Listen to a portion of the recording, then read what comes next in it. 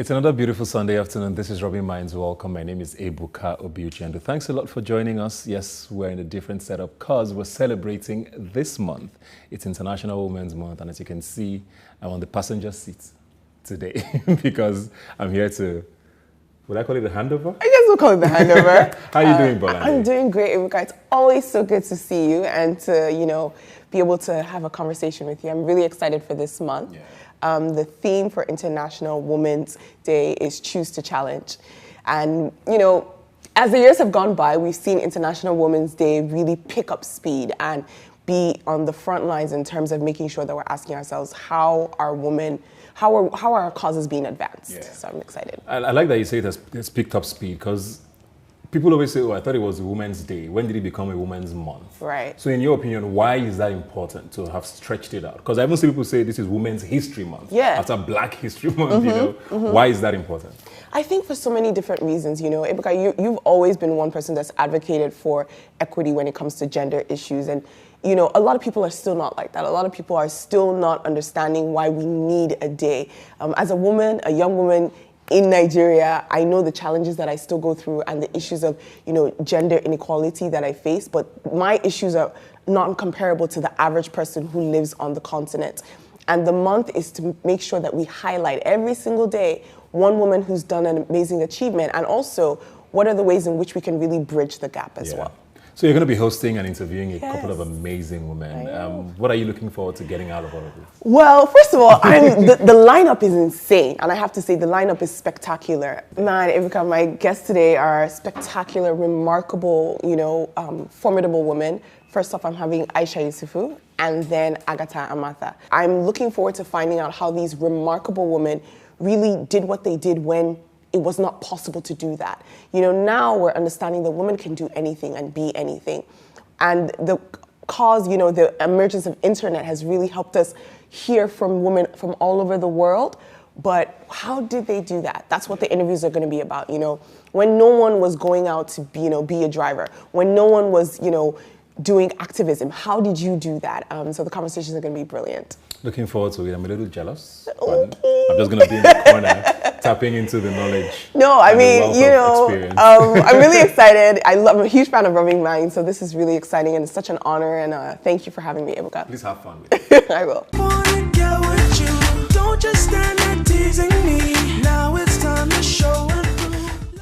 Agatha's role on television for 21 years was to tell important stories, to be a medium to question norms, and she did. Her Inside Out with Agatha remains the longest running TV show in Nigeria.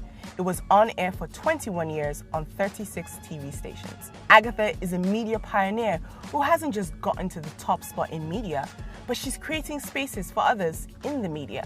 She's the MD and CEO of Rave TV and Trend FM Delta. Her work now is more managerial, but how did this media mogul do it? On Rubbing Minds, we speak with the media mogul, Agatha Amata, on the stories, the hardships, the lessons, and the journey to the top in Nigerian media. My name is Bolanle Olukani, and on this International Women's Month special, Lipton is raising a mug to Agatha Amata. It's such an honor and such a pleasure to have you on. I can't explain because, I do what you do. And I, host and I interview, and I grew up watching you on television.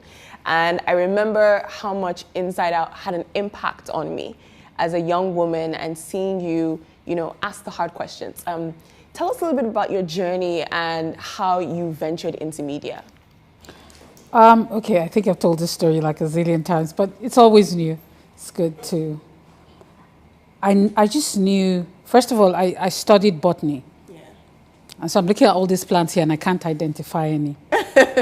But I went to school. Right. I always had this flair for talking, and I've always been a very curious person. And even when I had my WAEC, I had an A1 in all the arts and B's and C's in the sciences.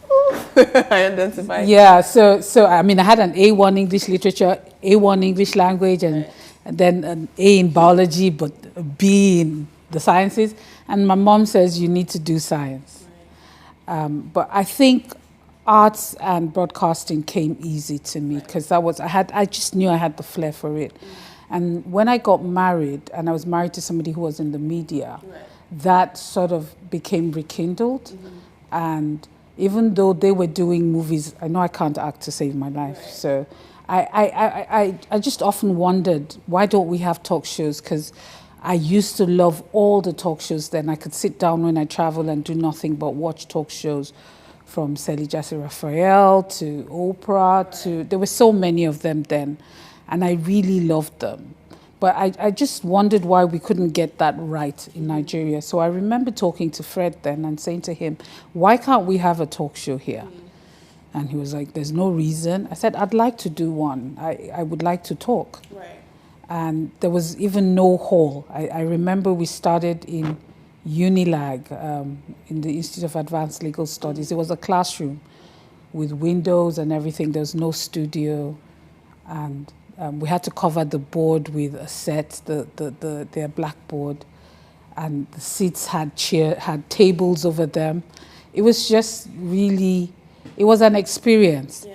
I mean, I had to change on the balcony of the building and have my friends hold up a wrapper. Yeah, and I would do 4 episodes, and then I had to do my change of clothes out there on the balcony. We did that for about 10 years. You're a media pioneer, you know, like you said, when you started, there was no talk show. And that whole structure of someone bringing people together and talking about very difficult stories, inspiring stories, that was something that we hadn't seen. Now, what role did gender play in that process for you? One of the things I've tried never to do is to look at gender when I want to do anything. Incidentally, Inside Out showed me that we had a lot of problems that were gender related.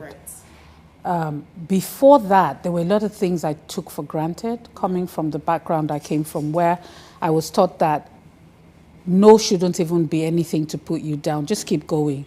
No means try the next person or convince this person. That's what, in my head, there's no negativity. Like, I can do anything I want to do. Right. I've always believed that.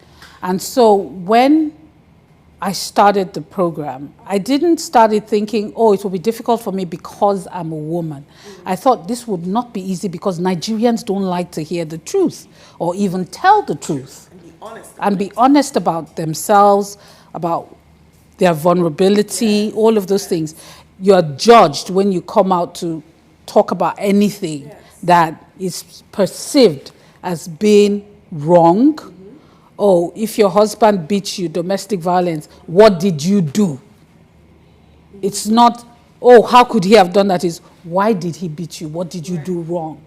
You know, so to start to challenge the status quo then was a bit difficult. And for me, it wasn't because, it wasn't a gender issue, it was just a Nigerian, that's the way I chose to see it. It was a Nigerian issue. In your head, you grew up not really thinking about gender. And it's interesting because I know that a lot of women who've achieved a lot and have broken societal norms, that tends to be a common theme. But as you're doing the show, you realize that the average person is dealing with a lot of issues that are based on gender. In what ways do you feel like that has changed compared to when you first started the show 21 years ago? And now, you know, society has evolved in some ways.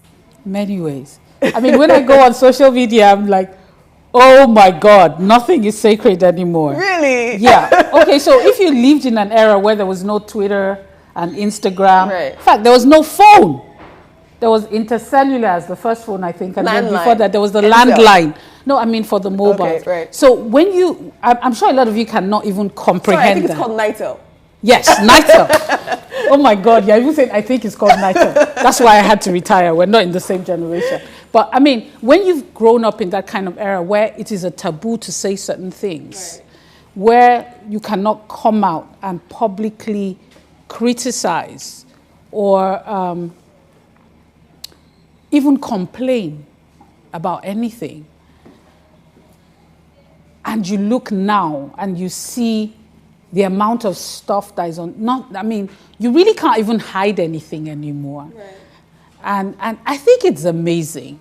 My problem with it is I don't think that this generation has channeled the power. NSAS was the first. I remember having a conversation with my son, and he was being really frustrated and telling me how nothing in this country has changed, that he watched one episode of my program from 20 years ago and the same things, we're still talking about the same things. And I said, everything is even worse now. Right. And he was like, so why should I blame the youth for all the things that I say they're doing wrong, according to him? Why, if nothing has changed and they're not being given an opportunity, and the person who was ruling 30 years ago is still the person who's there now, Right.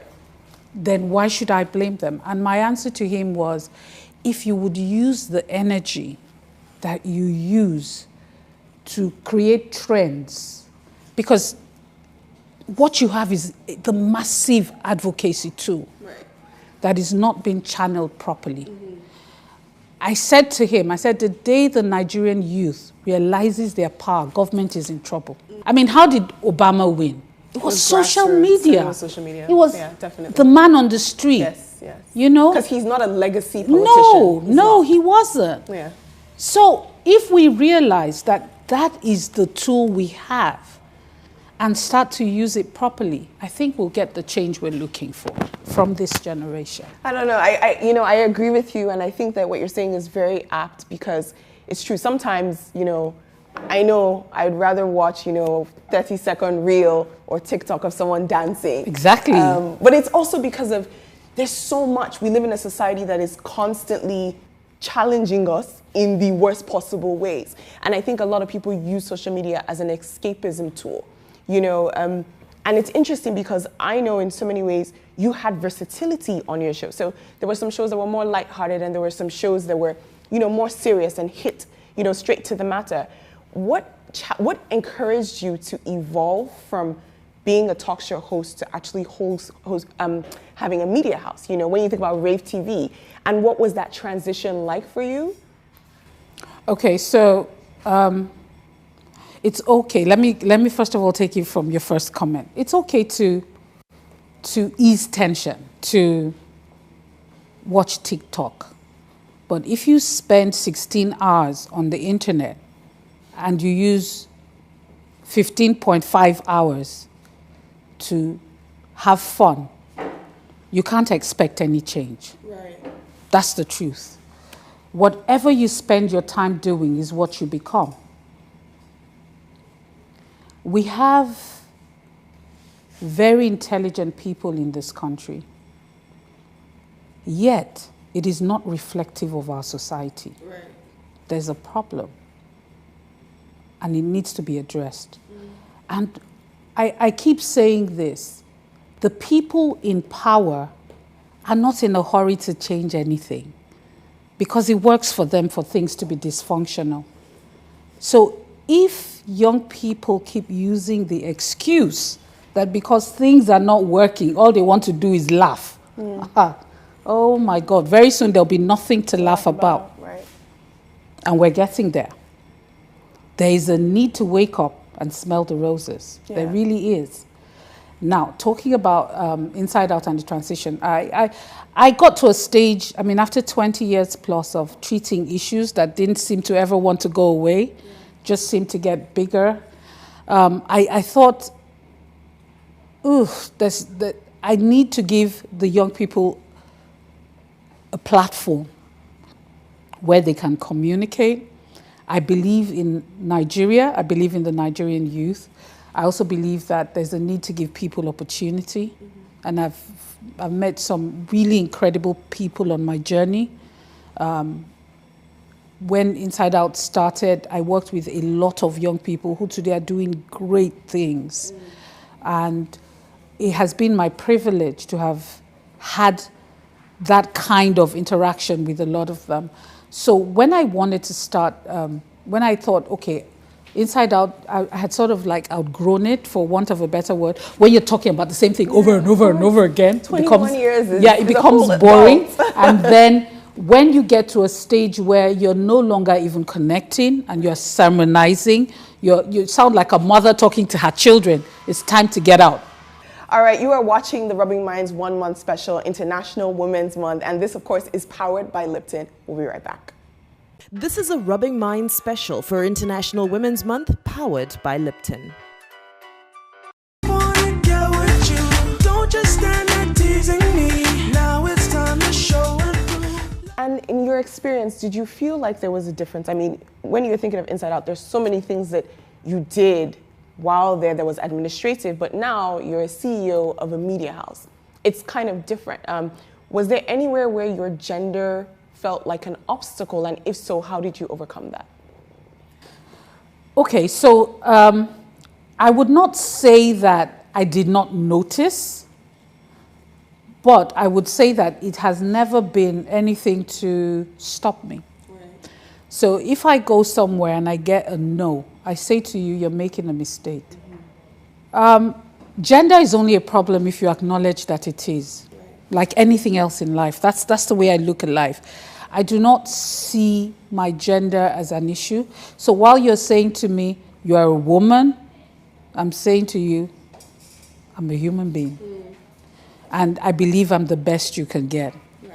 As far as I put my mind to do it, as long as I want to do this thing, you can't get anybody better than me. You know, and this leads me into my next question, which would be, what do you think about the 50-50 rule, where some people are saying you need to make sure that if you have a team, it's 50% men, 50% women, you know, a form of affirmative action.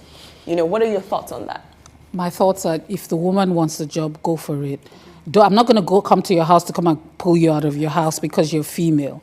I have, for instance, in my office, I had these ladies that were really hardworking, but they came as cleaners. They were very young girls. Mm. And I called them up one day and I said, cleaning is not a job. If I want to fire people here, the first two that would go. Like, why are you a cleaner? How old are you? What are you cleaning for? And then she says, oh, Ma, one of them says, Ma, I didn't have anything to do. I couldn't go to school and everything. And I said to her, this is an opportunity. What would you like to do? And she says, I would like to learn to use the camera. And I told her, I am not going to tell the cameramen to teach you. Mm. Go there and talk to them. Do anything they ask you to do and learn. She became one of the best camera hands we had. And she wore her camera jacket, what they call the crew jacket, like a badge. Like we get to an event, she just struts up to the front. Like she's the one doing the interviews. And I said to her, every time I see her at an event, I always feel so proud. And I said to her, you're just posing. She said, Ma, what can I do? And she was really good. She's very creative with her shots. And today we have a few of them. Do you feel like women are better leaders? They are. Do I feel like? That's a statement of fact. Women are better leaders, but a lot of them don't even know it. So, you know, you have a gem in the raw that hasn't even discovered herself. And I say I've had young ladies come to me. There's always this entitlement that because I am female, I need special treatment that I see in a lot of young women, and they need to lose it.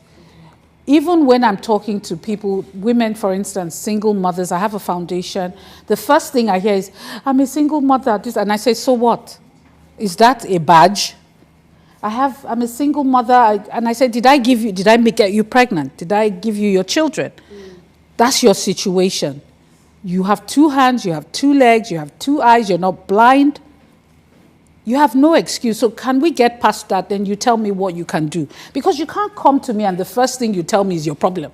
Right. Before you tell me what you're offering me. Right. So what you're saying to me is, because I'm a single mother with 2 children, hire me. I'm not running an NGO. So I think women also need to start to look at themselves beyond their gender. Okay. And also beyond their situation. And try to find out what it is they have that they can offer. That is very important. Yeah. And a lot of the time we let young girls, young women get away with doing that. Mm. So somebody comes to you, she needs help. She's not going to be asking you telling you what she can offer you. She's going to start to tell you her story. I don't care about your story. I have mine. Do you want to hear mine? If I tell you mine and it's bigger than yours, will you help me? Right. Before we wrap up, you know, the theme for this month for International Women's Month is choose to challenge. You know, what are you choosing to challenge? So I choose to challenge women to rise up, to see themselves as partners, as equals, not looking for any special recognition or, what's the word now? assistants? Yes, Or they what? should think more of what they're bringing to the table. Their because gender doesn't make them handicapped. yes, it doesn't. They should stop. That's the word. Your gender is not a handicap. It's actually an asset. It is an asset because women are better leaders. They're better multitaskers. They're better many things. Emotional intelligence is Exactly. stronger. Exactly. And so they should start to bring that to the fore rather than the problem and the entitlement mentality and all of those things. Thank you again, Ma. Thank you so much for joining us. All right, you are watching the Rubbing Minds 1 month special, International Women's Month, and this, of course, is powered by Lipton. We'll be right back. This is a Rubbing Minds special for International Women's Month, powered by Lipton.